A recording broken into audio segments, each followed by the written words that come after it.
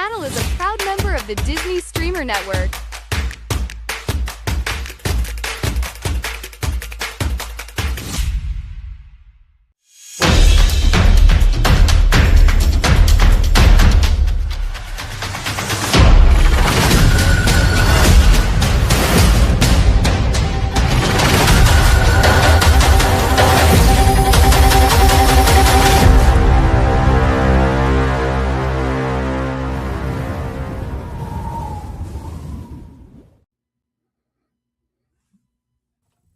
Welcome, everybody. What an evening we have here tonight.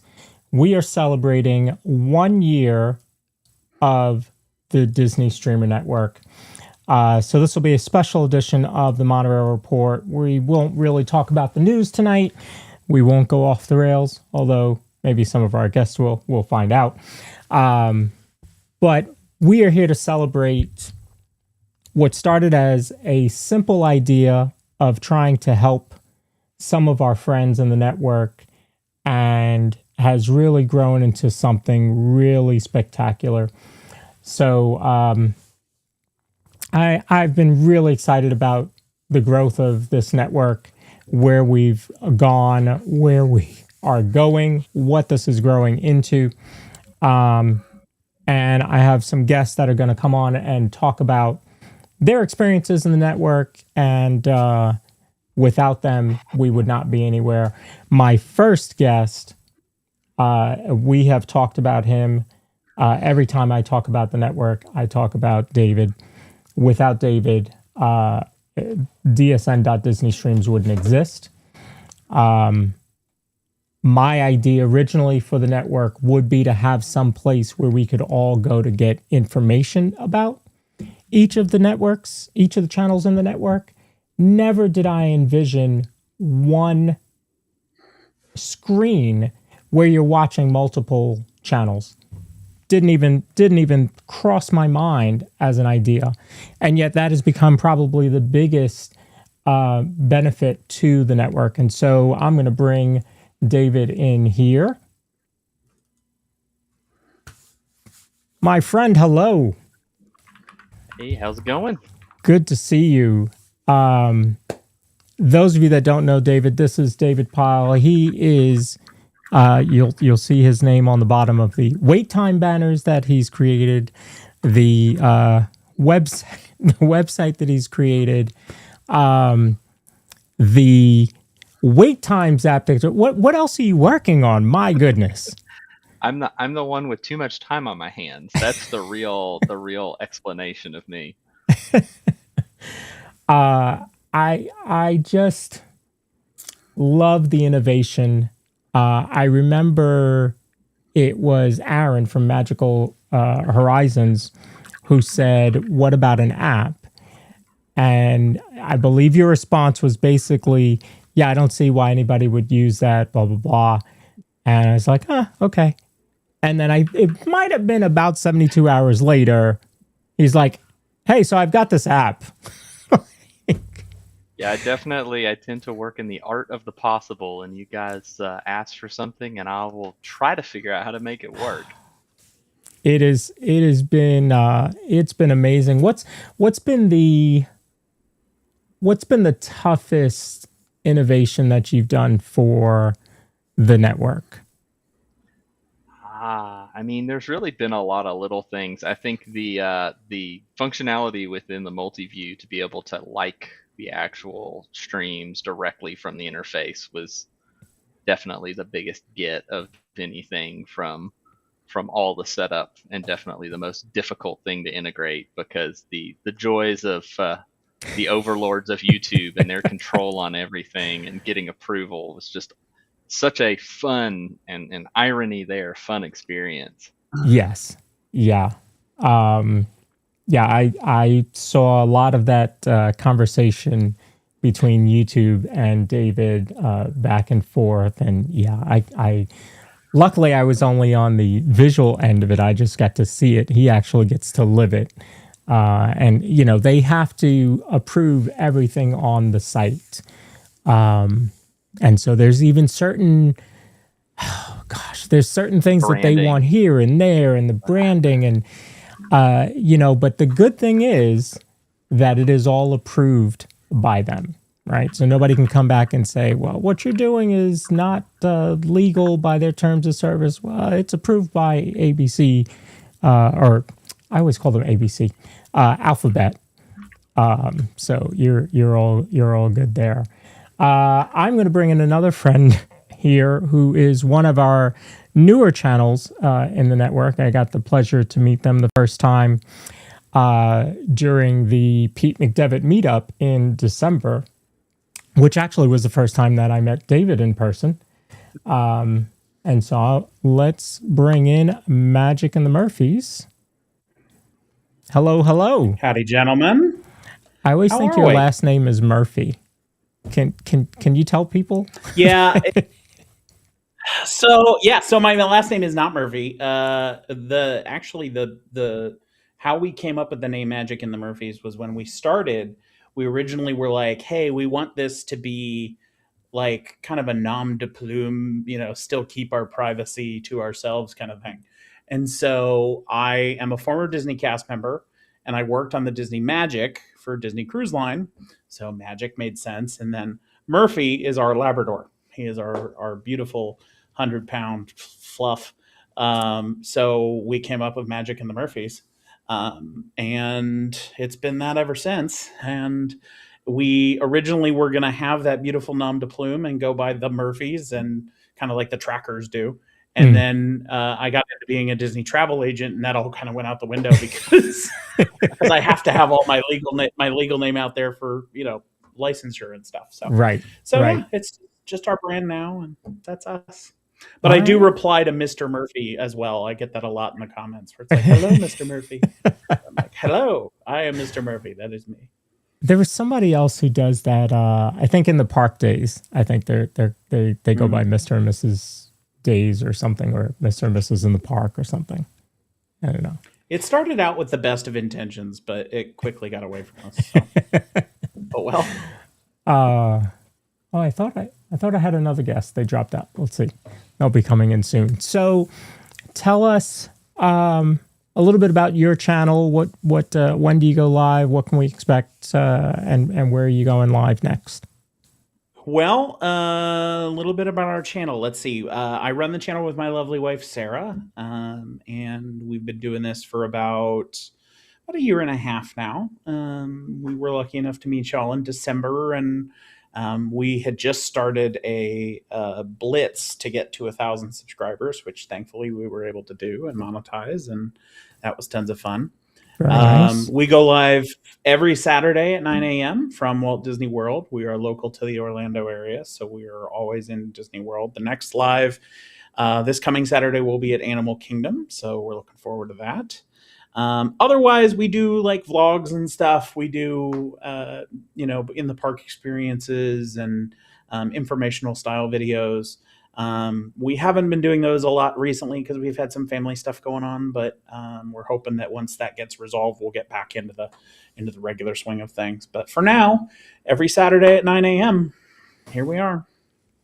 Love it. And for those of you that don't know, David works on all the stuff that he does for us. Not in Orlando and not in Florida. He is not near the parks. And yet puts so much effort into what he does. And so we appreciate that. I can't even put into words how much we appreciate everything that David does. Because without David, there is no DSN. There is no offense, Lawrence. But like I look at the two of you as two halves of the same coin, but boy, does David's work really count for everything that we do, and we really appreciate it. The real brain, I always tell people, Lawrence is the brain. He just guides me to figure out what I need to do because he's the one that knows how to make things happen. I would still be watching streams pulled up in like 4 little cubes of YouTube if it wasn't for Lawrence pushing and getting stuff together. So while we're talking about that, David, why don't you tell us how the multi-view came about? Like, why did that even start? Yeah, so I mean, it started the job that I had started. It's been now like 4 years ago. I was working remote, and like a lot of people, I came into understanding Disney streaming during COVID. And that was where I was just watching people stream, and then I realized, hey, there's a whole bunch of folks out here, and I want to watch them while I'm working. So when I started working remote, I initially started out like a lot of people, just, hey, I'll put a YouTube window in the top left and a YouTube window to the right. And I kept trying to figure out a way to keep it tracked and updated. And there was an iteration that was actually a Chrome plugin at one time that you literally just dropped in YouTube windows. And then I was like, there's got to be something better. And so it was like the first thing I did was literally you just put the YouTube links in and it would put it up into 4 different squares, was the max at that point. And I did that. It was just for myself. It was something I had locally. And then I kind of had gotten to a point where I was like, hey, I want to be able to have this where I can watch this not just on my home network or at my house. I want to be able to see it other places. And so I had actually I think that was, I don't even remember when that was. It was probably February or March of last year. I had gotten it, or year before last now. Oh, time flies. I had gotten it to where it was out there, it was available, and I had just been using it. And then it was, I guess, on the DizPod where Lawrence announced to the DSN, and I'm sitting here watching it, and I'm like, you guys might be interested. I've got something that'll pull things together. And I remember messaging Lawrence and being like, hey, if you're interested, take a look at this and let me know what you think. And I guess the rest from there is history. It was, I do remember that. I remember that podcast. I remember the podcast where we decided the DSN was going to happen. I had been thinking about something like this for a while, basically because whenever we have a problem with, say, Streamlabs or Prism, Austin, which one do you use? You use Prism or? I use Prism. Okay. Prism. So it has its quirks, right? Every now and then you just get something weird happening. Streamlabs happens the same way. And there's never anybody that we can go to. There's no 1-800-STREAMLABS or 1-800-PRISM help. That doesn't happen. So I said, where can we go? And so I follow a lot of YouTube mentors like Nick Nimmin and his brother D, Melanie Diane Howe, who's a personal friend at this point, Kirk Nugent, a lot of these folks that know how to do YouTube. They talk about SEO, they talk about on-screen presence, they talk about thumbnails and discoverability, but nobody's doing IRL mobile YouTube help. And so for a long time, I was like, well, we just need, there's got to be some sort of, I don't know, just a group of 4 of us that can come up with help that we can reach out to each other when we have these issues. And of course, being as close friends with Corey as I was, and obviously hosting the podcast, we go back and forth and we have our little things that we help each other with. But I said, there's got to be so many other people out there that need our help. And that's really where the DSN came from, is you have these new channels that have less than 1,000 subscribers. Wilson's in the World, when they joined the network, they had 3 subscribers. 3. And then you also have folks in the middle, like Corey at Living in Diz and Mouse Talk and Cruising Theme Park Guide with 4,000 subscribers, almost 5,000 subscribers. And you have Park Pass TV and Resort TV 1. All these channels have become part of the Disney Streamer Network because they saw the value in working together, right? And I've said it so many times, I hate when I see streamers, you're walking down Main Street this way, they're walking this way, and they purposefully turn their cameras so that their audience doesn't catch you on their stream. Like, who cares? If you have their attention, they're not going to see somebody else and go, oh, I'm going to go over there and watch that guy. He's live. And if they are, then you're probably not doing something right.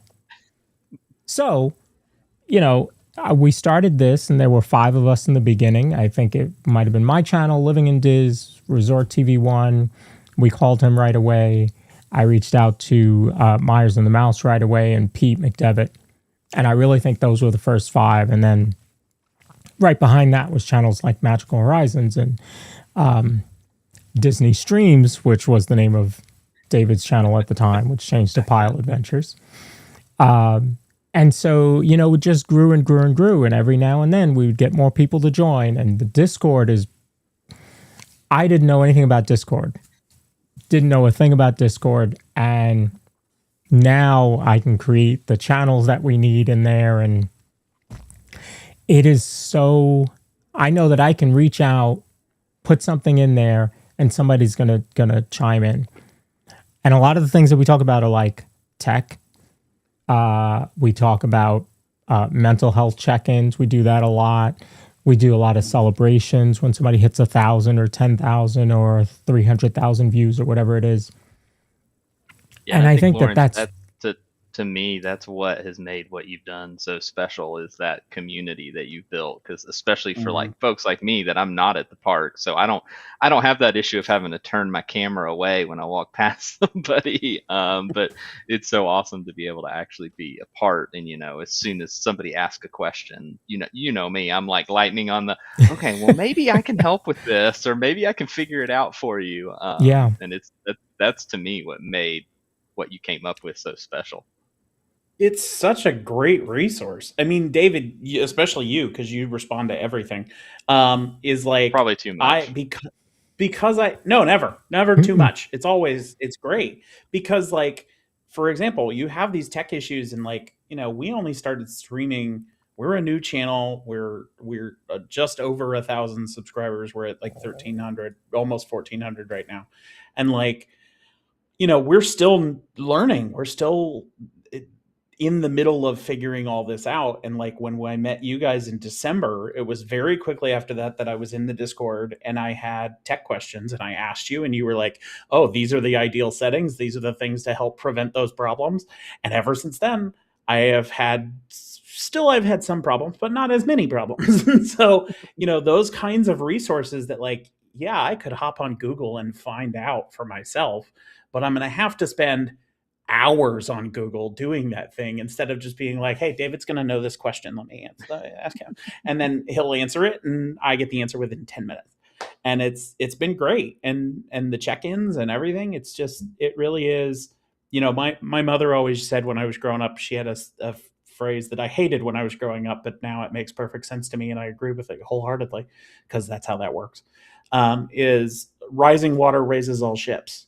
And that really is what it feels like to be part of the DSN, where it's everybody is together and rises together to make the best experience for everybody. And it's great. I love what you guys have done. One of the first times that I saw that was, I think it was July.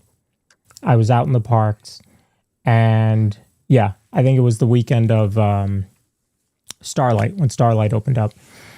And there was obviously so many of us there, right? And we all just got together at the end of the night and we had Scooter Adventures, Magic Adventures, and Lily, who are all on scooters or her power wheelchair. And it's the end of the night, park's closed, we're just chatting. And what happens? They start a race. And these 3 are racing down Main Street, and it's just, you know that you have friends in the community that are obviously interested in the same things that you are. We're all big Disney lovers, or else why would we be doing this? And you know that you have people that you can go to when you have an issue. And sometimes maybe it's not even the answer. Maybe it's just, company, misery loves company, right? And so, you can say, Disney made this announcement, or we ran into this, or lately we've been dealing with the whole backlash of Disney's going to cancel live streaming. And so we've had all of those conversations together. And, of course, people look at us like they group us into one. And this is something that'll happen with the DSN this year. And David and I have talked about this quite a bit, about putting out a code of conduct, right? That we think all streamers, whether you're in the network or not, should be following. It's the basic of stuff. It really is. This is not rocket science.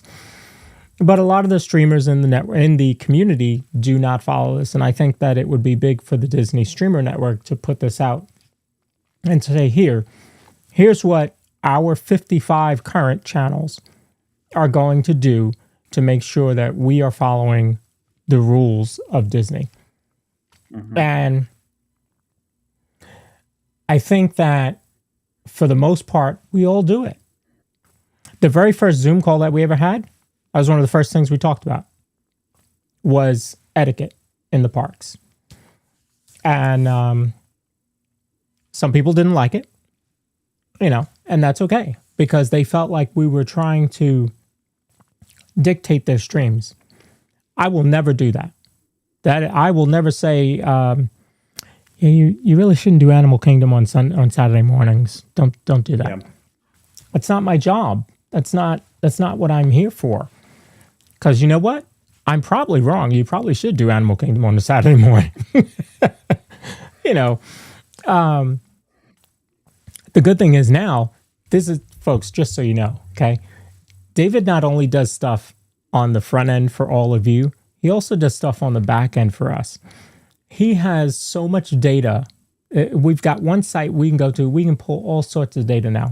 And so now we can find out, hey, is Saturday morning really the best time to go stream? It might be. It might be. So, that's the stuff that we're doing to improve the streaming community. And a lot of people, when I first started this, one of the first questions was, is this a sub for sub? Because I don't want to be involved in that. It is never sub for sub. It's never view for view, like for like. It's none of that, because that doesn't do you any good. There's nothing that you're going to get out of that. So what are we getting? So we do things like redirect, right? So like tonight after the show, I'm going to redirect this stream over to Cruisin' Theme Park Guide, who's out in Hollywood Studios. Because the assumption is, when my show ends or when this stream ends, you probably want to watch more Disney. So let me send you over to those folks.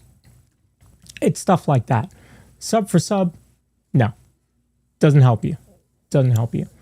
But if the network can do marketing, like, at 12 o'clock at night, I'm up pulling everybody's thumbnails and creating a TikTok reel from templates and all that kind of stuff to say, hey, who's going to be live tomorrow? And David has done post on Facebook and Instagram with Disney Streams for ever, before the network was started. He's been doing that. So, and again, I want you to think about the selflessness that goes into that. He's not getting anything out of this. David doesn't do any. There's no paycheck for him in doing this. Sure, you don't. Oh no, Lawrence, quit talking about the under the table stuff. No. Are you siphoning off the top? But it's just wanting to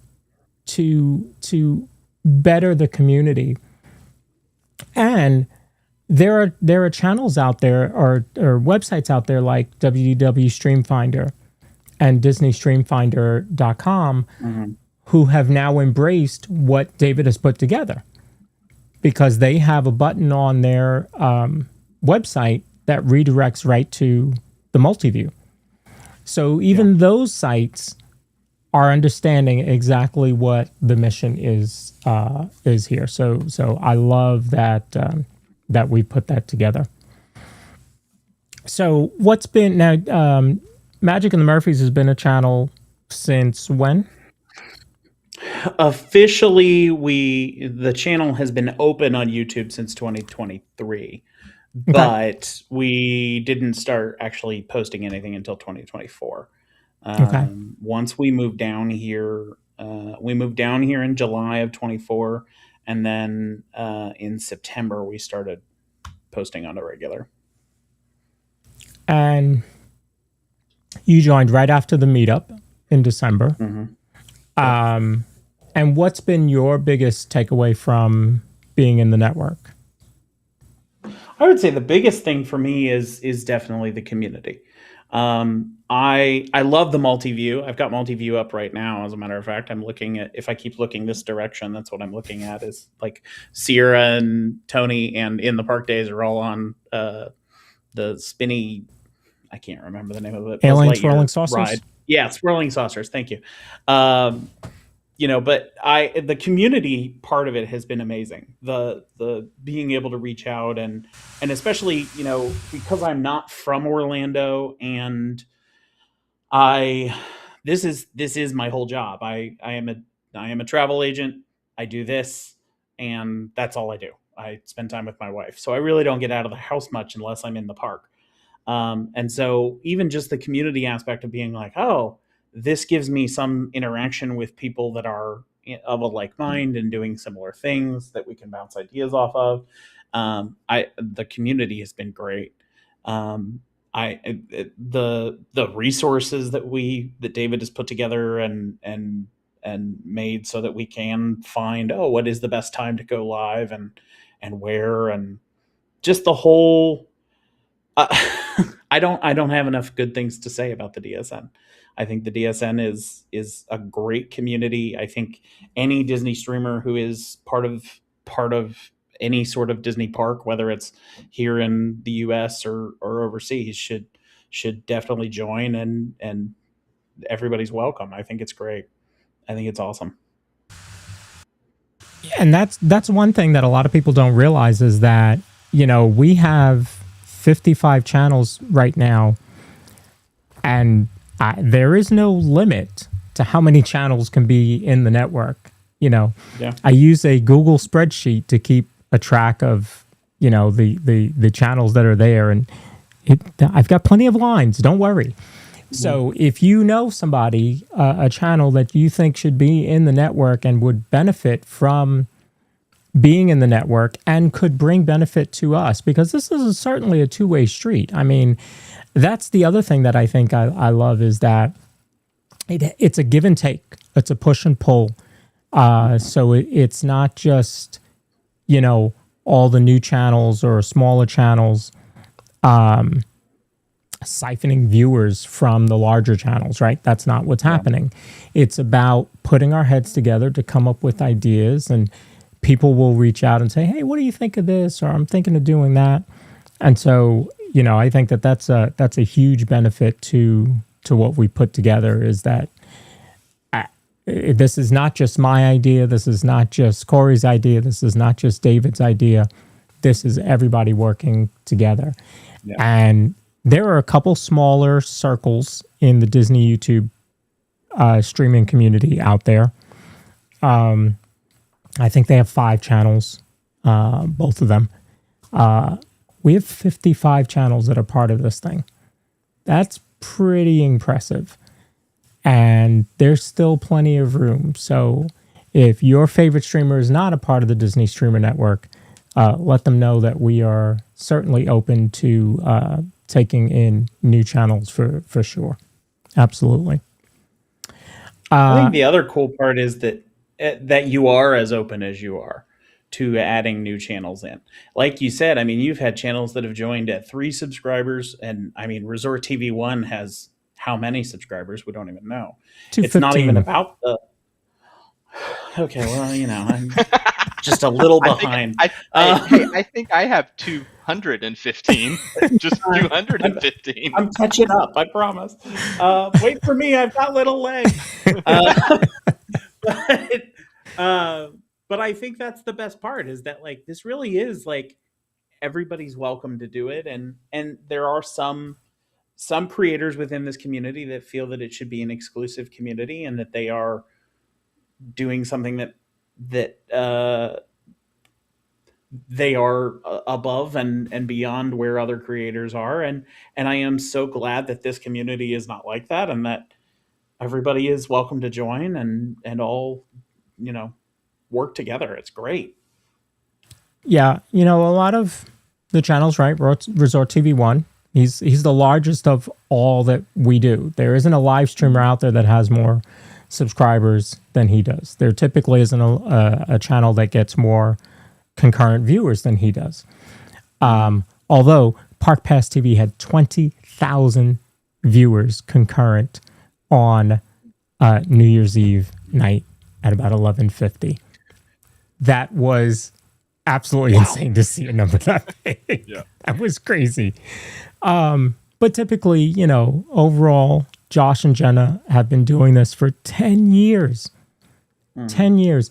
And just that alone helps give them that boost, right? They were also one of the first, if not the first, live stream for Disney. And so people, you know, were probably like I was. I remember the first time that I watched the Disney live stream, it was living in Diz. And I just got back from a trip and wanted to look at Epcot. I hadn't recorded it on my phone. And I wanted to see Harmonious. And so I said, well, somebody's got to have posted it. And so I went to YouTube, I searched it, and it says Harmonious, and it says Epcot Live. And I'm like, wait, somebody's live? They're there now? They're going to... Okay, let me click on it and look. Like, this was, folks, this was just, you see that poster above my head? It was a few months before I got that poster. That was 22. That was October 1st, 2022. This was maybe March of that year. So I had no idea what live streaming was in March of 2022. So I go and I start watching, and I'm like, it's just these two guys just walking around the park. We're just going to watch them walk around the park. I don't understand this. What is this? And now... You sound like my dad did when I told him this was what we were doing. My dad was like, "You're just gonna walk around and you're just gonna talk to a camera alone, like a random guy talking to a camera. Why would anybody watch this?" And Why would somebody watch this? I don't know, Dad, but tune in. And now he doesn't miss a single one. And also, that was a terrible impression of my dad. But like, you know, I was going to say, I thought that didn't sound anything like your dad. Yeah, I know, right? Yeah, I know. He's not a Disney person at all, but every Saturday morning he's like, "I'm excited. We're going to the park. What park we going to this week?" And I'm like, "See, it gets you." Well, it's funny. My mom is in here in the chat, Purple Pleasure, and I remember we went for one trip, and it was just a short trip. I don't think we were streaming. Well, we weren't streaming. I might have been joining Corey maybe that Saturday or something.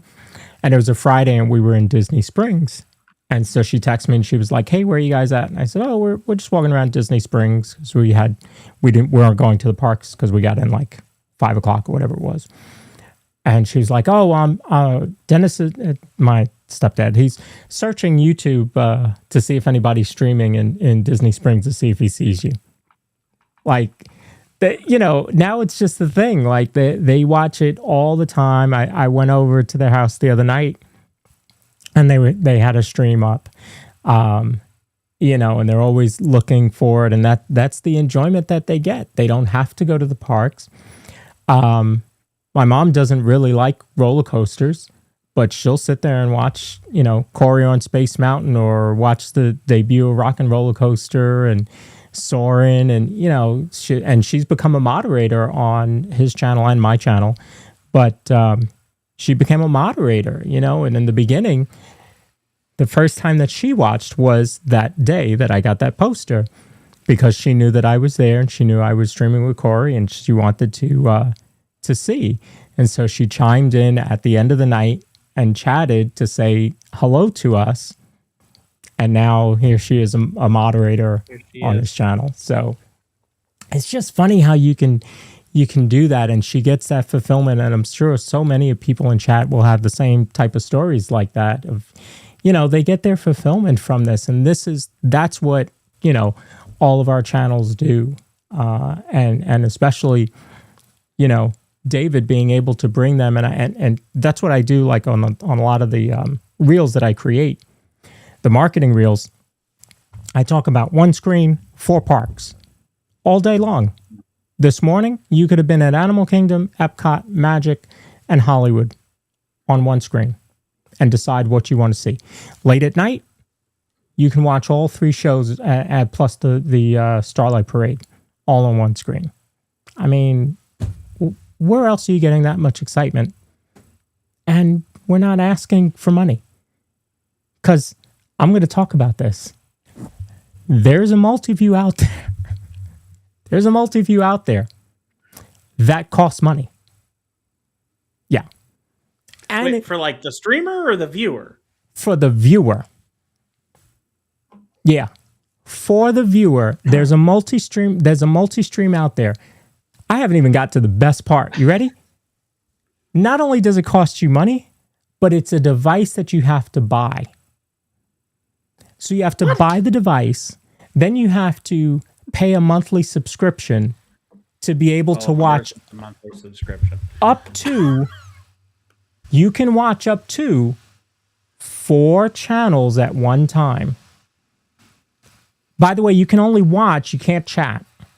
You can't like. You can't moderate. Yeah. What's the point? Thank you. What's the point? I'm watching 6 channels right now. I'm not even doing anything. That's right. I'm on a podcast and watching 6 channels at once. I don't. Yeah. Yeah. This is the beauty of what David has created. Okay, I'm not paying $15 a month to watch this. To watch the DSN. $15 a month, and you got to pay $100 for the device to develop it. Right. Right. Like, and so everybody wants to chime in, and everybody wants to get a piece of the pie, but yet here we are doing it all for free. All for free. The marketing that I do to help bring more viewers in from all the other socials, there's no money involved in that. Yeah. There's lack of sleep. There's no money involved in that. But it's to bring more people together.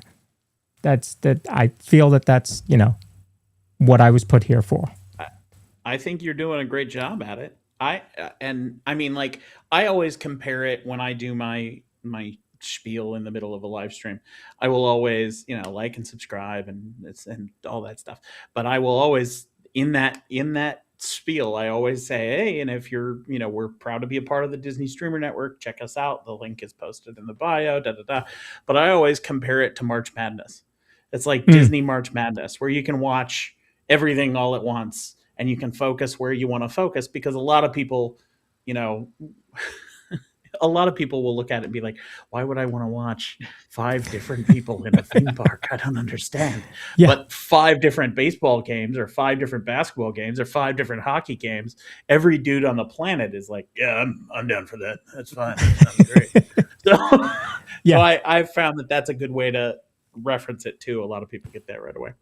Yeah, Corey told me that he wanted to put up a TV wall in his entertainment room and have like multiple TVs on his room. Mm-hmm. I busted out laughing in his face when he said it.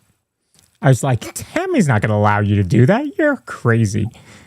And she did. She went for it. They've got a nice big 80-inch or whatever right in the middle, and they got 5 other TVs all around it. And, that normally on Sundays during football season, it's all football, and then he might have one TV up in the corner. The smallest one might have a Disney stream going, just to keep an eye on it. But that's now with the multi-view, I just have if David finds a way to have it on TV, that's the one. I've tried. I know. The Apple TV Roku app. See? I could technically do it all, but the people wouldn't get the watch time. That's the problem. Yeah. The watch time. Which, by the way, I'm going to go back to that other multi-view for a minute.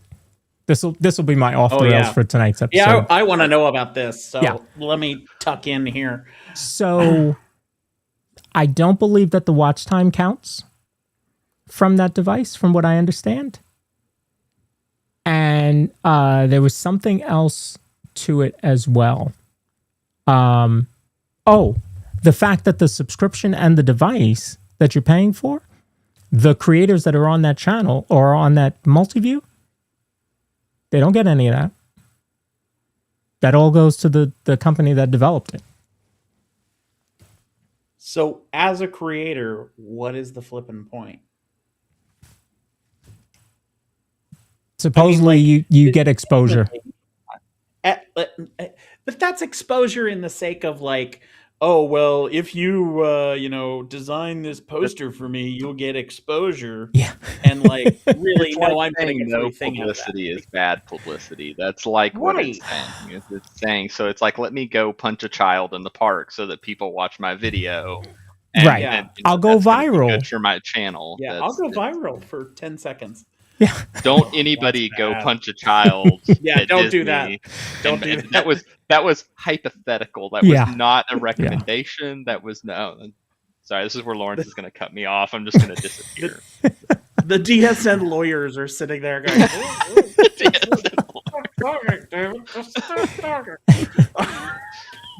We do not have money to pay lawyers now. I can see the tag now. Disney streamer punches child in face. Oh.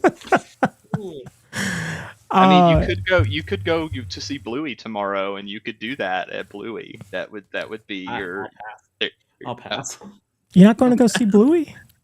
No, I probably am not going to go see Bluey. No, because I don't know. Sarah might want to go see him, but I'm not a Bluey fan. I will go see Bluey when we are there in 2 weeks. It is a daddy-daughter trip, so pray for me. I was going to say that you have a child. That's the you have the situation where it makes sense.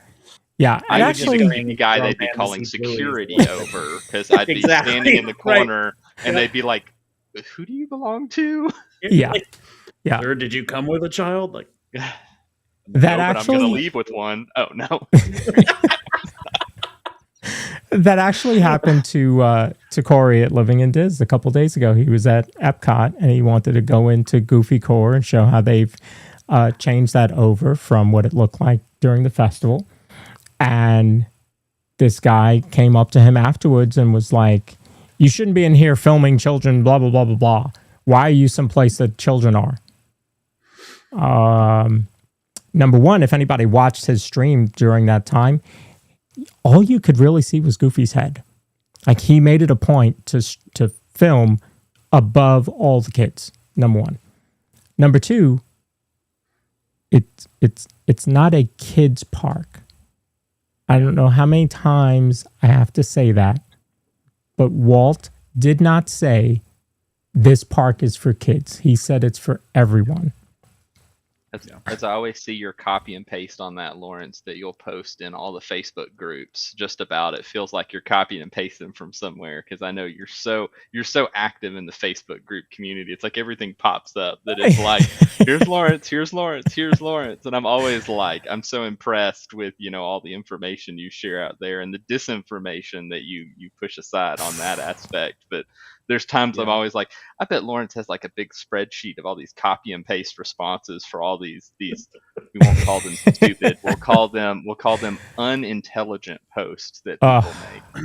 Just drive me crazy. But that's funny you say that because I almost started doing that copy and paste because there's certain times where people ask, I don't know, just something weird. And I'm like, nope, that's not. Oh, there's a lot of disinformation about park hopping for pass holders, right? At 2:00. They think that you can't park hop until 2:00 still. I'm like, that rule changed like 2 years ago, I think. A while back.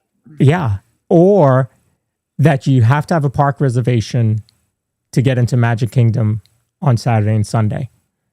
And if you don't have a park reservation for Magic Kingdom, you can't get into that park at all that day.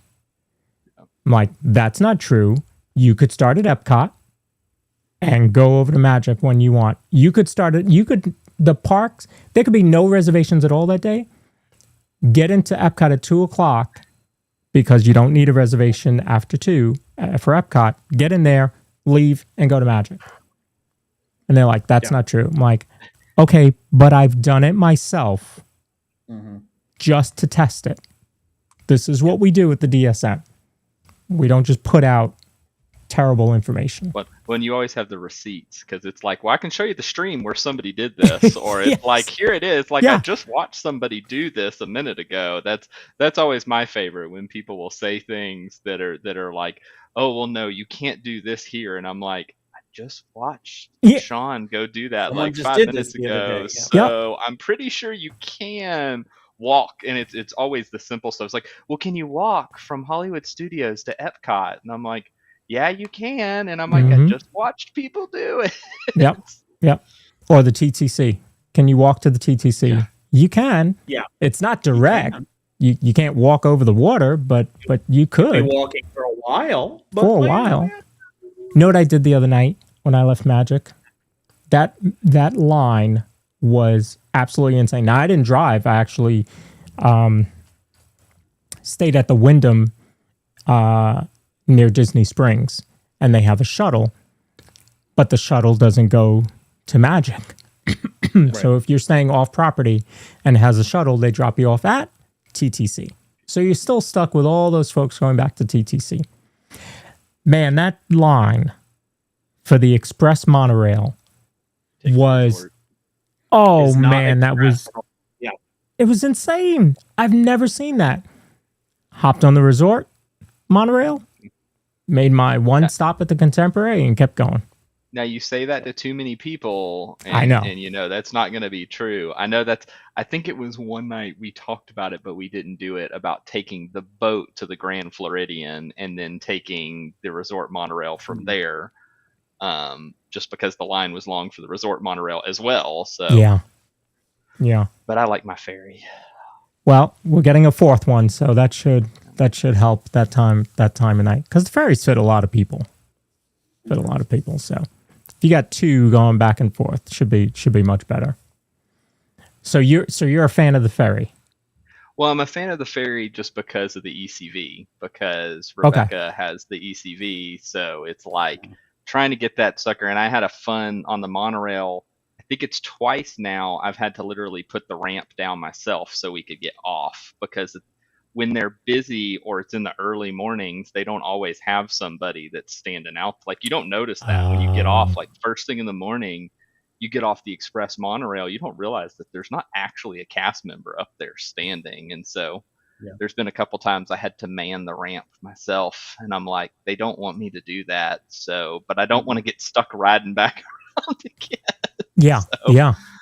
So yeah, we got to where we were like, ferry. Now, granted, she's made the long trip around the lake and met me because she didn't want to have to wait in line. So, but again, I mean, if of you got course, wheels underneath you, it doesn't matter which way you go. Yeah. I mean, of course, I'm a fan of the monorail. That's why I named the show The Monorail Report. I don't know. What about you? What's your favorite? I'm a little bit of both. A little bit of both. Okay. I'm a little bit of both. I am, if it's a beautiful day and the breeze is nice and everything else, I love.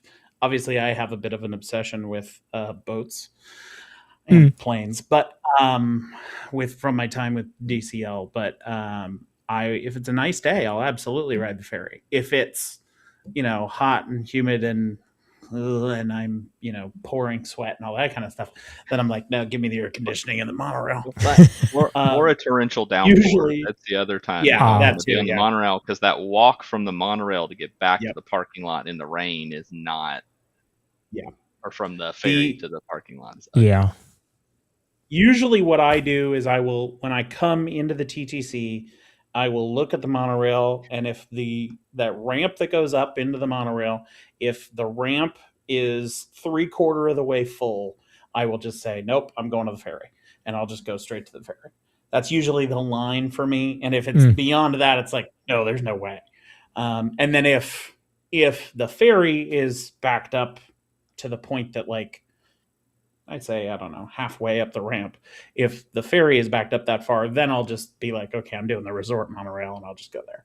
Now, But now here's the question. Do you believe the cast members that try to tell you that they either take the same amount of time or the ferry is faster? And has that ever been true? no, it's never been true. I But don't think it's because ever been true. I have never I've had the never ferry had be that. true, but I love the cast members that'll Yeah. be like, "Oh, it'll be faster. Take the ferry." And It's I'm like, I "No, mean, it's it's the same never." amount of time, and like, no, it's never. It's Yeah, always been faster to take the I monorail guess for it me. was even because we thought about timing it, but the couple of times, and I guess it was New Year's Day because we were there New Year's Eve. Um, Even then, when the ferry line was so long, the monorail still would have been faster. Like Mm. it didn't matter, even though the monorail. Well, that night it would have been faster to walk. That would have been a walking night. Hmm. I have So, walked it. But, so then I'm gonna ask the two of you. You going Epcot to Hollywood, Hollywood to Epcot, either one. Boat, Skyliner, walk. I like the Skyliner. My wife does not like the Skyliner. She normally rolls. Again, it's not as bad when you're on wheels, but we actually never got to do the boat in our annual pass. So we have not done the boat between those two. Okay. I am a Skyliner guy. I would love to do the boats between the two. We just have never really done it because mainly like as locals, we really don't park hop that much anymore. Mm-hmm. Um, unless it happens to be on a live stream and we're like, okay, we're going like we did a stream 2 or 3 weeks ago now. We did a stream at Epcot and we wanted to do the France Pavilion. Well, the best way to get to the France Pavilion is to park at Hollywood and Skyliner over because it puts you right where you need to be. Yeah. And so we did that, and we did it on the stream. Um, but yeah, most of the time we really don't hop that much anymore. We really kind of come in for a couple hours, vibe, see what's going on, and then we're usually out. Yeah. We don't really come down for whole park days unless we have friends or family in town and they want to do a whole day. But for the most part, we're just usually in and out. So Spoiled locals. Spoiled Right. locals. That's all I can say. These Look, local people that are like, hey, I could just go down, spend a couple hours, and leave. look, I have not always been a local. Let me start there. I started in Ohio. I lived in Ohio. It's where I met my lovely wife, Sarah. We started in Ohio. We started out there. And then we just happened to be like, you know what? We really want to live there. And Sarah got a job down here and we decided to come down. And it has been the best thing I think we've done other than get married. So I think like, That's a and smart I man. tell He people put that in the all right the time. order there. That's a smart man right there. Not my first rodeo, my dear sir. But I tell people all the time. I forget who I was talking to the other day that they were like, "Well, I'm thinking about moving to." Oh, it was a theme park conductor.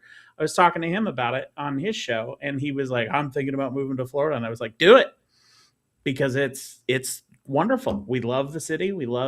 It's such a great city in as far as like infrastructure is concerned. We've got great food, we've got great housing, I mean, yeah, it's expensive, but what isn't these days? I was going to say, So, yeah, like why not? And we're far enough inland that hurricanes aren't as severe of an issue as they are in Tampa or in St. Pete or something like that, Daytona. Or even down to Fort Lauderdale, that kind of area, where it really is just the ideal spot. Theme Park Giants in here, Amusement Park Pirates is in here, 2 more channels of the Disney Streamer Network. Speaking of Theme Park Giant, so I pulled a stat. So I keep a record of when a channel joins the network, what their subs were at that point. And so the 55 channels that we have, when they all started, whenever they joined, I added up, it's 577,000 subscribers amongst the 55 channels when they joined. As of today, that total is now 726,000 subs. Heck yeah. That's awesome. I mean, some of these channels have had some serious growth. You know, Theme Park Giant is certainly one of them. Disney with Sean show in the morning, another one that's just, you know, but I mean, listen, when you go in 280 days in a row now, you know, you got to find somebody. How Thad does it. Between Thad and Sean, I'm like, how are you doing this every single day? I Every am day. so impressed by their dedication. It is very impressive. Every day. Very impressive. Yeah. And we're about to get into the really hot time of the year, you know, where you're going to see triple digit numbers and all that. And they go for like hours, like all day, every day. I'm like, every day. That is impressive. It takes dedication, and it is the reason that those channels are doing so well is their dedication to their viewership and their craft. It is very impressive. Yeah. Very, very true. Very true. So yeah, I mean, we've grown, like I said, from 5 channels to 55 channels, from 577,000 subscribers to 720. That's a huge number. In 1 year, that much growth. That's, you know, and you've got channels like Berry Place 28 that is over 50,000. You have Park Pass TV, who's about to hit 100,000 this year, probably. Living in Diz just crossed 20. Theme Park Giant just crossed 15. I was able to hit 10,000. So, you know, and I'm there every 2 months maybe. So, you know, if you, I just think that there's folks out there, even, you know, Resort TV One, Josh and Jenna started when they joined the network, they had 213,000, I think. All right. So they haven't picked up much, but listen, they're already way up there. There's only so much you can pick up, right? But here's why I say that. How many Disney fans are out there that were like me back on April of 2022 that didn't know what live streaming was?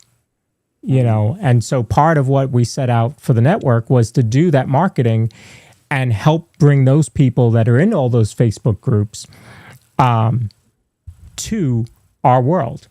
You know, David talked about how active I am in the Facebook groups, and one thing that I do is somebody will go, "Oh, Haunted Mansion is down. Does anybody know why?" Well, first of all, nobody on Facebook is going to know why. No. No. I mean, the cast members that are there in Haunted Mansion, they might know why. They're not going to tell you. Maybe.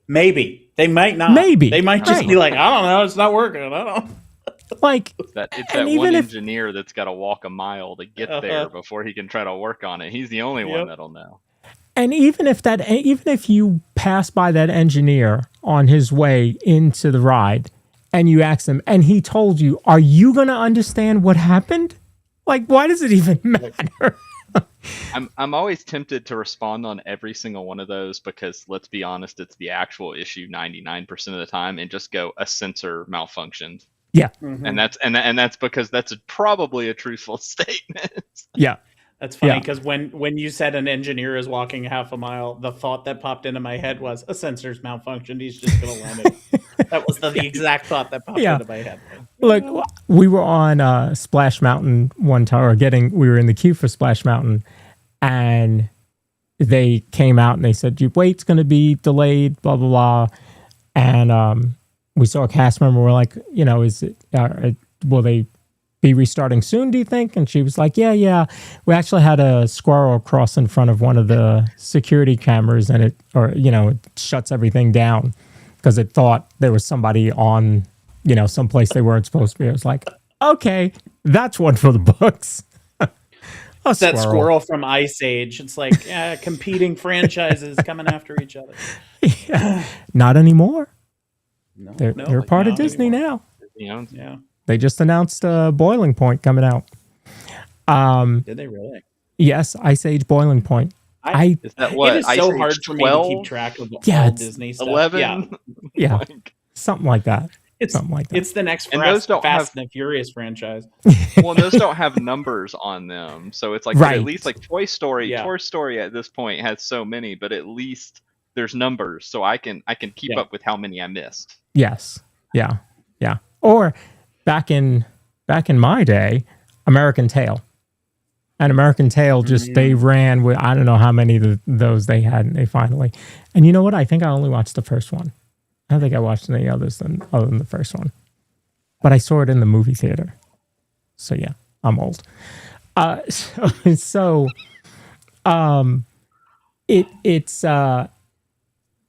the other thing that I like about the Disney Streamer Network is the variety, right? You have morning, you have channels that will never show you a nighttime show, Theme Park Giant.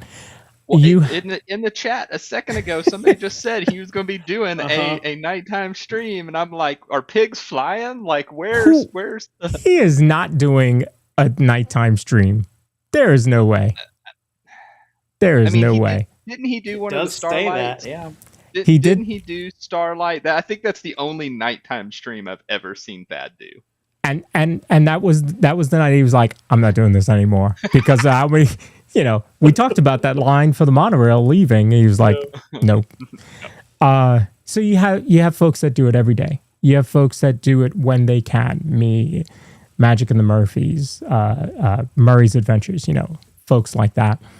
And you have East Coast, you have West Coast. Now you have Disneyland Paris represented by Dutchyland, who's out there doing a great job. But again, he doesn't live there. He lives in the Netherlands. So he's not getting out to Paris all the time. And that's the great thing is that you turn on dsn.disneystreams.com, most of the day you're going to find something. There's going to be somebody to watch. And it just continues to grow. And there's times when I look like we talked about right now. So right now you've got five channels on, and I can see that Berry Place 28 will be starting in 25 minutes. And it keeps you informed. Then you also have this was another, I don't know if David came up with this first or if I mentioned it and it triggered him to, say it. All right, I'm going to give you a peek into David's brain. I'll say something. Dark place to go. Hold on, let me buckle up before we go in there. I was like that. I'll say something. I'll be like, have you ever thought of doing blah, blah, blah? And he was like, yeah, I thought about that, but no. And then 48 hours later, hey, I released the beta version of blah, blah, blah. Yeah, that's how that goes. So I'll have to own up on that because you said something earlier about the metrics and you said something about knowing which park to go to, and I realized I didn't have that. So as we've been going, I've been looking at making it park specific because I just had it across all of them. So all parks. Okay. Let me get this straight. You're appearing on a podcast right now and actively coding something. little bit of something. It's more idea. Working on it. This more is idea the exact dedication that we're talking about. It's but this is also it in action because this is Lawrence says something, and that's where my inspiration comes from. And I'm like, that'd be cool. Let's see if we can do it. The DSN never sleeps. But neither does David. No. The wonderful window, right? It was. I have seen channels, and there were actual channels that reached out to me, and so I have, just so you know, there have been a few channels that I have turned down from being in the network. Very few though, but we had talked about a channel that was just music, just repetitive music, right? And is that something that we want in the network? And right now, that doesn't seem to be the direction of the network. The other thing was we talked about in the beginning, where does the network go from here, right? So it's the Disney Streamer Network. Does that mean that the next iteration is TikTok and Instagram streamers coming into the network? Is it staying in YouTube, but going out to vloggers coming in the network? And I don't know. I don't know what the answer is. And we've, together have not come up with an answer. And so we're sticking with what we have now. But we talked about these music channels, and then David goes out and creates the wonderful window, which gives us, park operating times, ride wait times. You can put your countdown in there. And then he showed it to me, and I was like, this is pretty cool. Wonder if we could get music there. And he goes in and adds Park World Radio to it. So now you can use the wonderful window. So even if there isn't a stream running, you could still be connected to Disney just by using the wonderful window. And then he creates the Park Companion app, which is the wait times, which I use when I'm in the parks because it's nice and easy. You've got the map, or you can do it by the list. But what I love is that you can set alerts.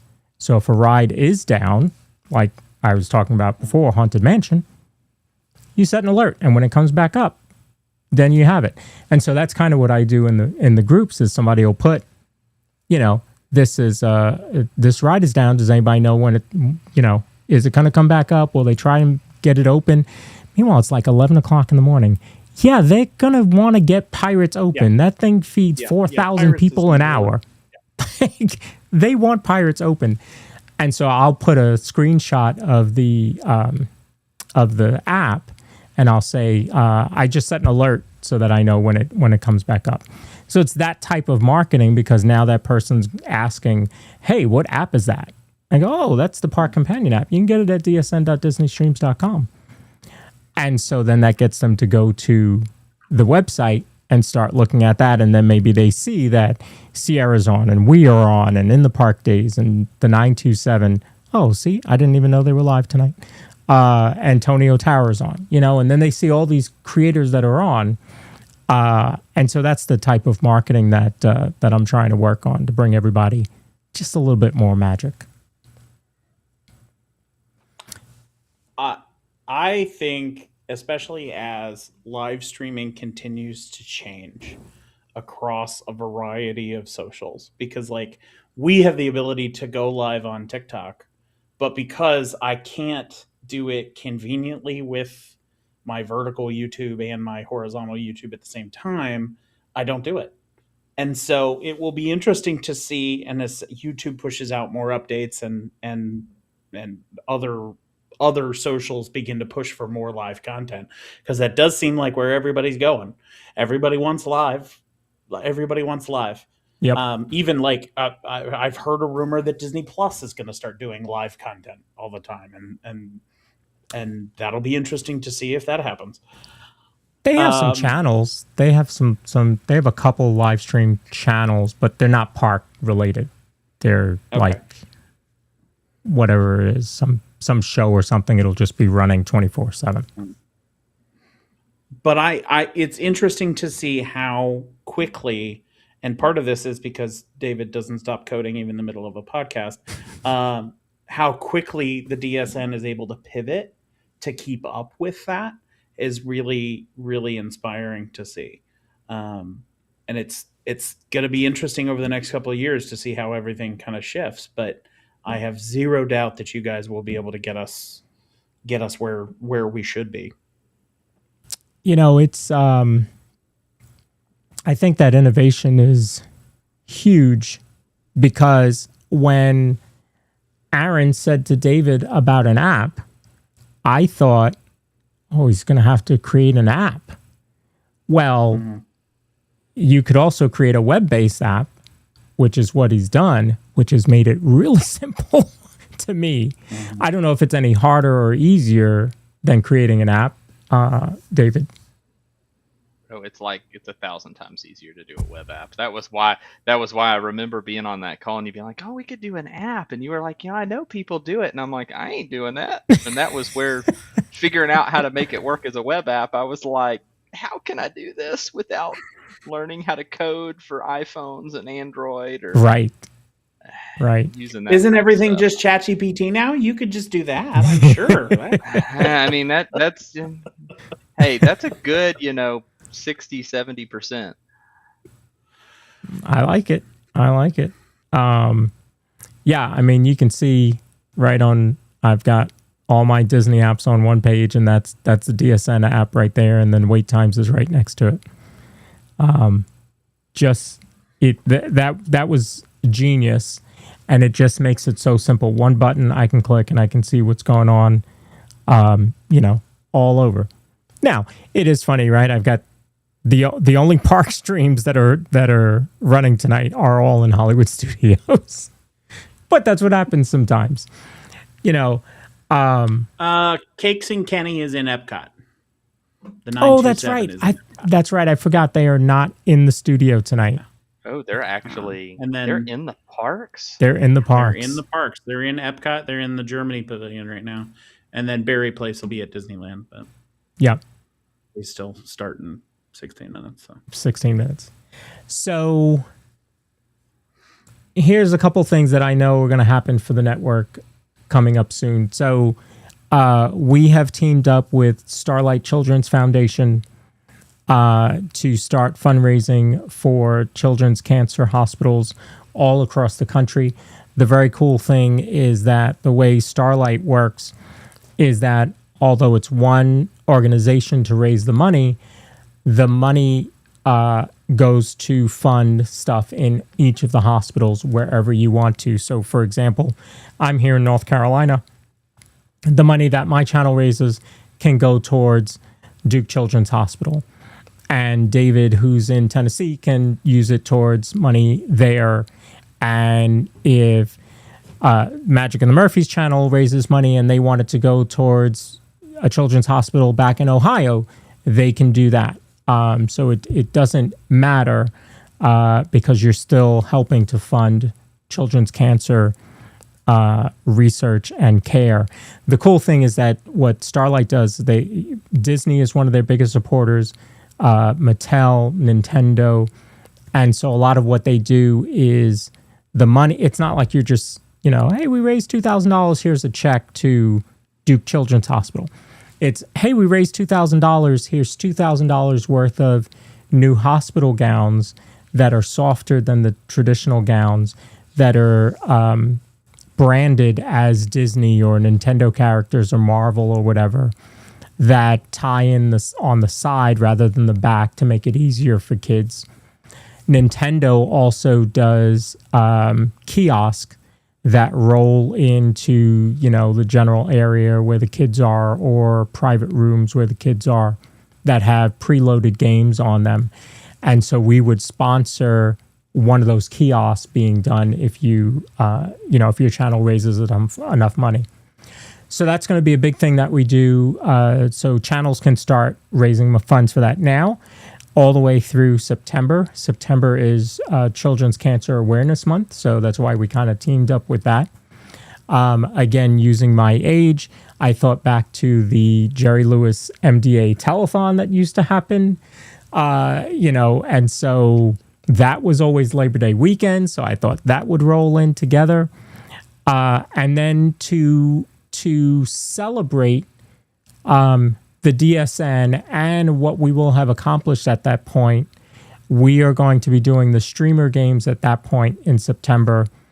And we are also going to have one night where essentially we are going to make sure that on dsn.disneystreams.com, you're seeing every Starlight Parade, Fantasmic, Luminous, Happily Ever After from multiple angles.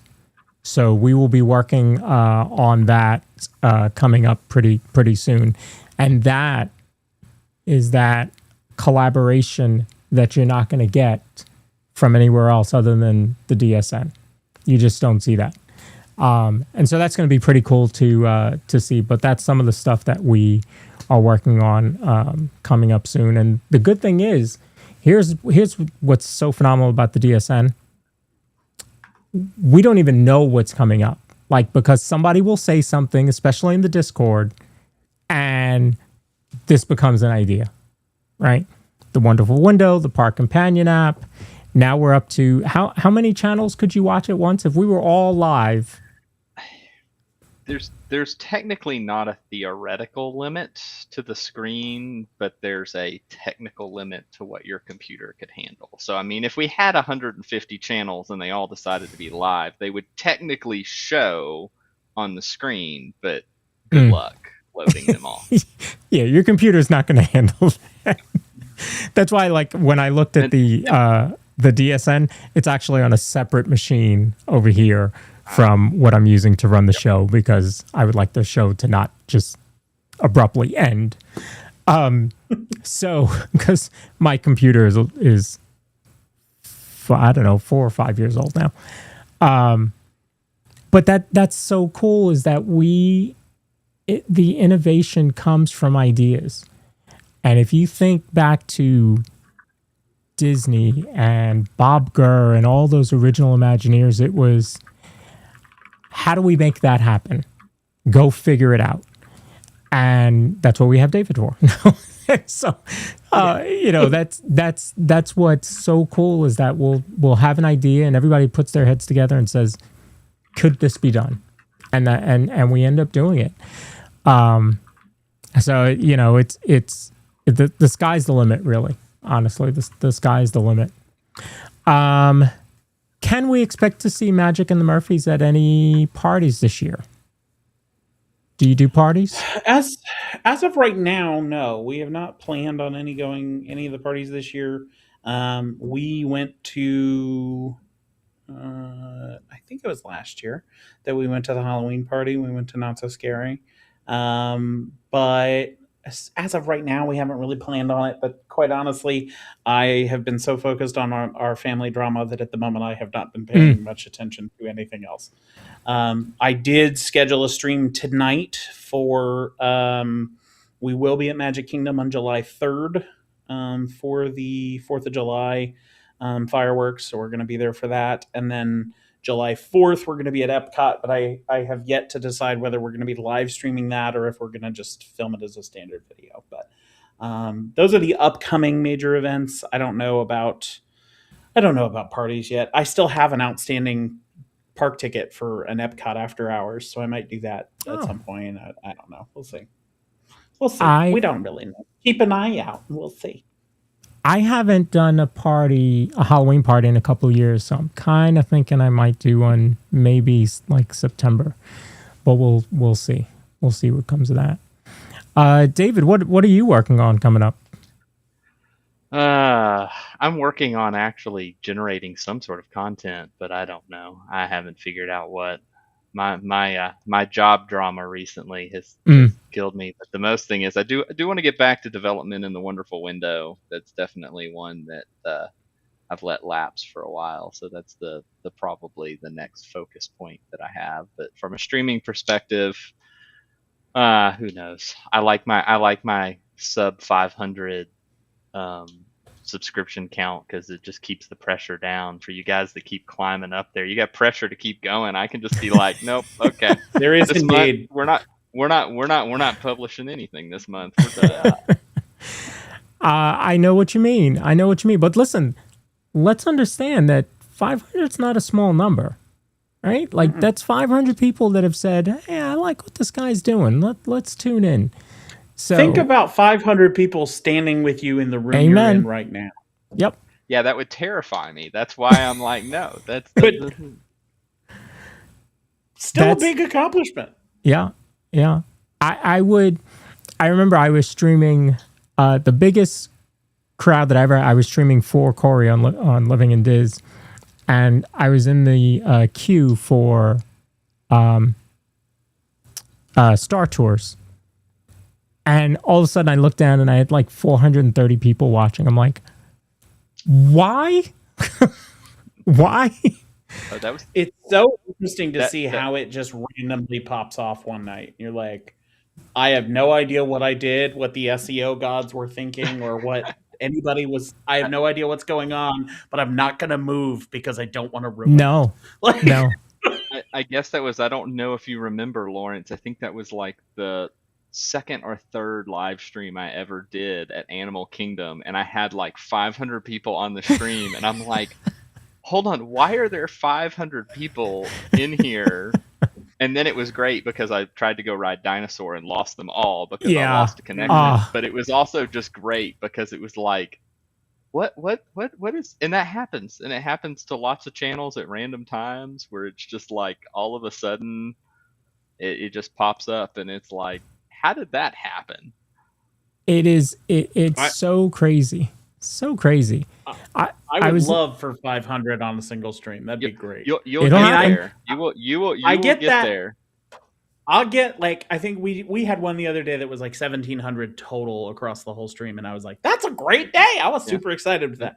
500 at once, I'd do backflips down Main Street. I'd be so happy.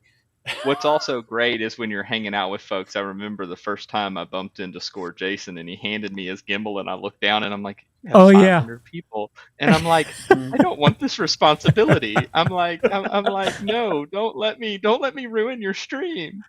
Please, they'll all run away. I was streaming on my own channel. This might have been in December or January. And I had been carrying maybe 80 during the day, in and out, popped up maybe to 100. And then I went to Phantasmic, and that number just kept growing and growing. I think it ended up being like 248. And, luckily at that point, I didn't have to do anything because the show had already started. So all I had to do was just, I had good signal. I was channel bonding, so I wasn't really worried about it. I just got to show the show. That's fine. When you have, a couple hundred people watching you when you're talking and you've got to keep their attention, that's when it becomes a little, dicey. But I think you can tell the quality of the streamer based on the interaction that you have with them when they're waiting in line. That's usually when I can really tell, like, okay, is this streamer worth their wait? Did I freeze? Did I lose you? Nope, you're back. Nope, there we go. That's usually when I can really tell, like, all right, this person knows their stuff, and here we are. Is how do they handle in the line? Because in the line, there's nothing. It's you're just sitting there and waiting, and it's just you and them and the camera, and that's all there is. And that's the part what I really enjoy seeing how a streamer handles, because on a show or whatever, it's like, okay, don't get me wrong, it takes talent to frame a show properly and enjoy a ride and point in the right place and that kind of stuff. But the real part that I love seeing in streamers is, especially newer streamers who are like still trying to figure their way out, is like, how do you do in the line? If you do in the line and you're doing great, then you'll be fine. Yeah, you'll do fantastic. That's the bread and butter right there for me. That's also where you learn lots of things about people that maybe you didn't want to know, but things about I think I was waiting. I was virtually waiting in line today with Thad for I guess it was Rock and Roller Coaster, and he was talking about baseball, and I'm like, I don't care about baseball, Thad. Come on, move on. I don't need to know about this. I felt so bad for him. He had that wait ended up being 2 hours. I was like, oh gosh. When he got in line, I wondered because it had been closed in the morning, and it was like, you knew it was going to be bad. And then he had a 15-minute point where he didn't move at all. The shout out to Thad always is Thad is the one streamer willing to stand in the longest line of the day and still show us the ride. Where it's like so many people get in line and then they bail, because I do it when I'm in the parks not streaming. It's like, if I'm sitting here and I realize this is going to be 2 hours, nope, I'm gone. Yeah. Yeah. And yes, Thad, you do get the right. If it's over 2 hours, you can talk baseball. You can talk whatever you want, Thad. That's your right. It's my right to hit that little mute button and oh. I was in Guardians with him. This is the first day we met in person. That. And man, at one point I looked at him and I was about to tell him to mute the channel and be like, dude, I can't stand here anymore. I was literally about to sit on the floor because it was so much, like my back started hurting and all that. And I was like, all right, well, okay, well, now we're moving. Okay, fine. It'll be all right. I actually vividly remember that because I was trying to remember. I remember watching you guys and being like, Oh my goodness, that's so painful because I mean, Mhm. did that end up being 3 hours? It Three wasn't. and a half. I think it was 2 hours. Similar Okay. today. Today was 2 hours for him at Rock and Roller Coaster. Those are tough, but like you said, he was dedicated. He was not going anywhere at that Always. point. Yeah.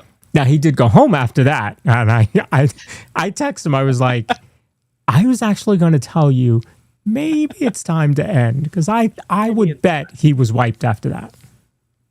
It can be tough. It can be tough. I have enjoyed watching streamers for 4 years now, and I enjoy, sitting in this seat and doing what I do for the network.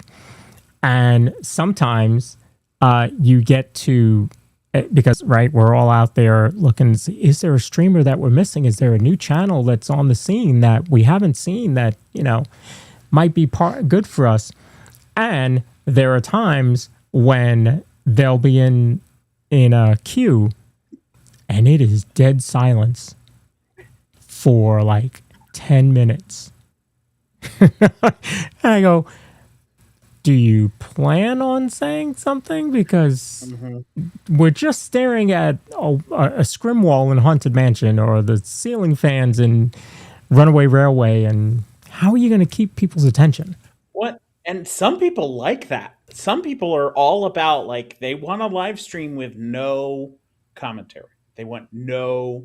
And I've seen a couple. I forget who I was watching. I think it was Dapper Manatee on TikTok, who made a comment about thank you to the live streamers who say nothing. And I was like, say nothing. What do you mean they say nothing? They just stare at a wall and you just watch what's going on the wall, and they just walk you around like a little, like a dog walker or something. I don't understand.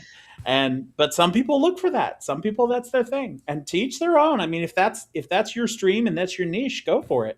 It's not mine. I'm too much of a chatterbox for that. But I was talking to Corey last night about our Tuesday night about that, because we were talking about the difference in energy, right? I mean, because I've streamed on his channel, that's not the same as when he streams, right? Our energy is very different. And so, Corey's kind of up here, I'm here, and then you have some that are like right here.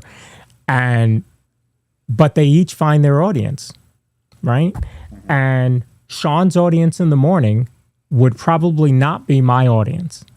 And my audience probably wouldn't be, sometime. And listen, as a streamer, you can go into your analytics and it'll show you what other channels your audience is watching. So as a streamer, you can figure out who you really are aligned with.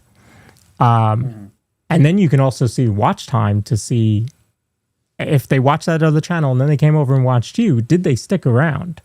And that really tells you if you are aligned with if those two audiences are aligned. But the great thing is there's something for everybody. I was going to say, Lawrence, my audience are people that remember to hit the closed caption button so that we get captions. And then I realized that you forgot to hit the closed caption button. No. And so did I? Did you really? Oh yeah, you did. As a ninja watcher for most of my days, I'm always like, I will say that's always my number one for people. I'm like, oh, you got captions, so I can keep up with it. And I was gonna call it out because I know you're really good at it usually. Yes. And I was like, no. Oh my goodness. Yeah, this would be the night I forget. Yeah. I am a fan of closed captions because I've seen the data.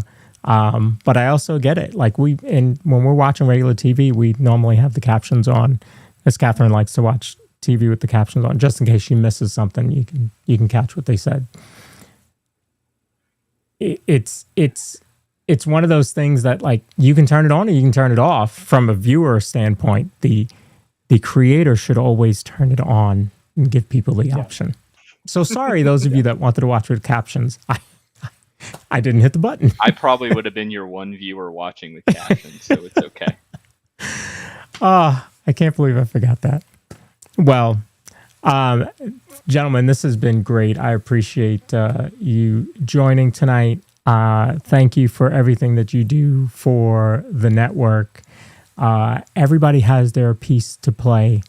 Whether you're a channel, whether you're David, whether you're doing the marketing for it. I think together we will continue to watch this grow, and we'll be on the 9th or 10th anniversary show and just be able to see, wow, imagine what it was when there were only 55 channels, or we were only YouTube, or we were only whatever. I just think it's pretty cool to see what we've done in the first year, and it's going to continue to grow. And thank you both for everything you do to lead this channel. The DSN, it is difficult for us as creators, especially, to sit down and say, oh, I did a good job in X. I think inherently as creators, we tend to be hypercritical of our own work, as David has presented multiple times this evening about his coding, even though he's done this amazing thing. But I also think that, without the two of you, the two of you are helping to support other creators. And in this world, in this economy, in this climate, I think there is not enough to be said about how thankful we all are as creators and members of the DSN for everything that the two of you do. So thank you very, very much for all your dedication to this channel, to all of the work that you put into this on the coding end, or on the administrative end, or the marketing end, or whatever, because your support, the first time we went live on DSN, we immediately saw a spike in viewers. We immediately saw a return on our investment in being a part of the DSN. And that does not come without the two of you having the idea, starting it, and following through and continuing to support all of us. Because I don't know if people at home are aware of this or not, but we don't pay to be a part of the DSN at all. We're not paying to be a member. There's no membership fee. There's no cover charge. There's none of that. Even though, in my opinion, I would happily pay one for what I get out of the DSM.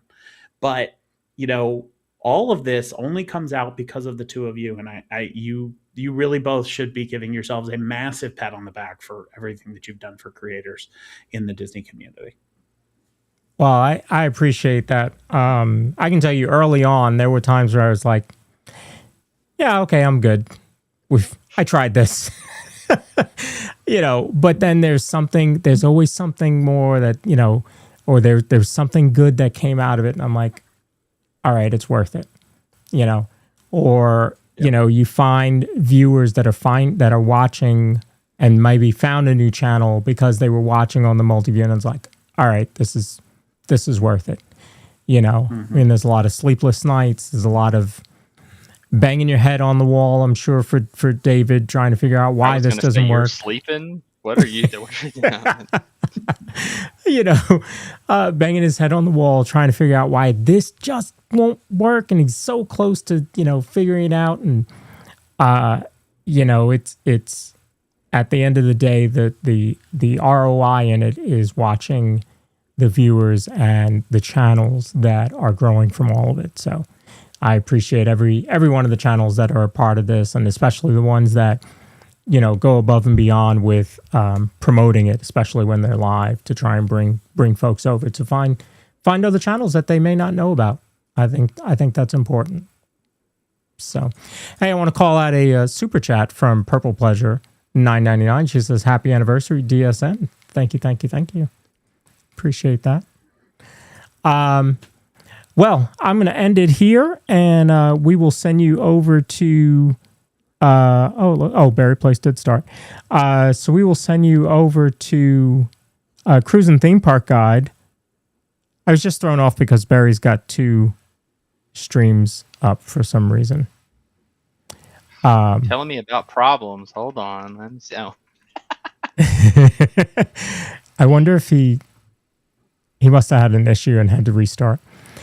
So Cruising Theme Park Guide, she is out. I can't even tell where. Austin, can you tell? I can't tell where she is. It looks like they're over by Tower of Terror at Hollywood Studios right now. They're at right by the restrooms outside Tower of Terror.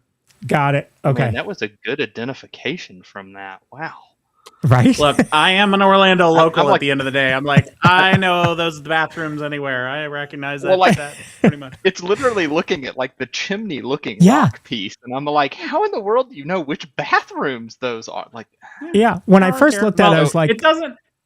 are they at the It tower? I doesn't was like, hurt that's that not I the know tower. she's with Tony.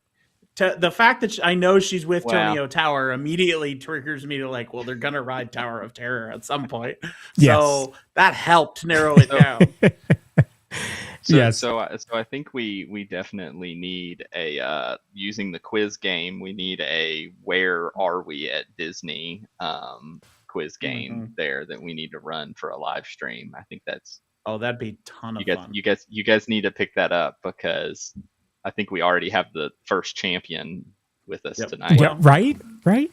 See, that was another innovation that I didn't even talk about tonight. Right, the location, which I know that's on the back burner for now, but you know the locator app and the trivia I game. haven't even checked out.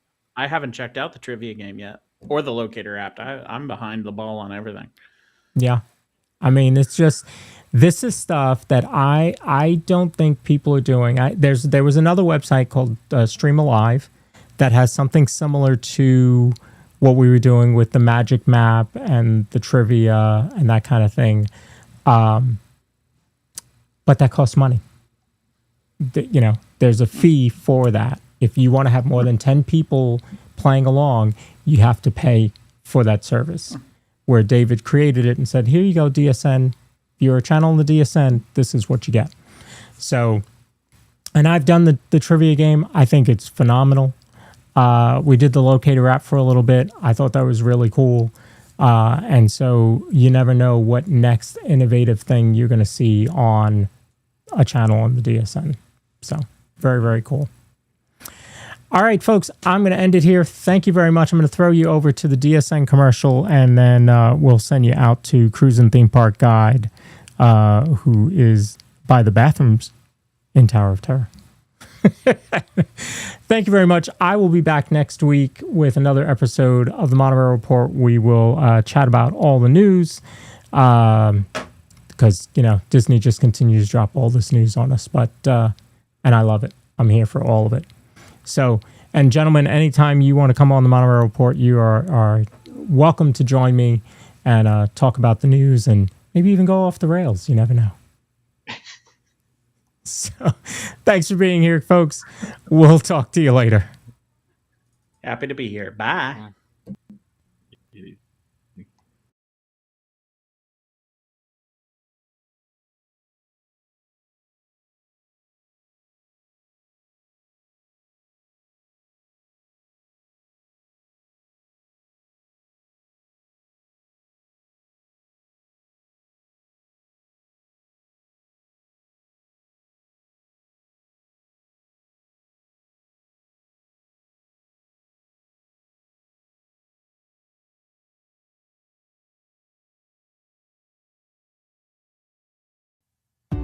Your Disney day leveled up.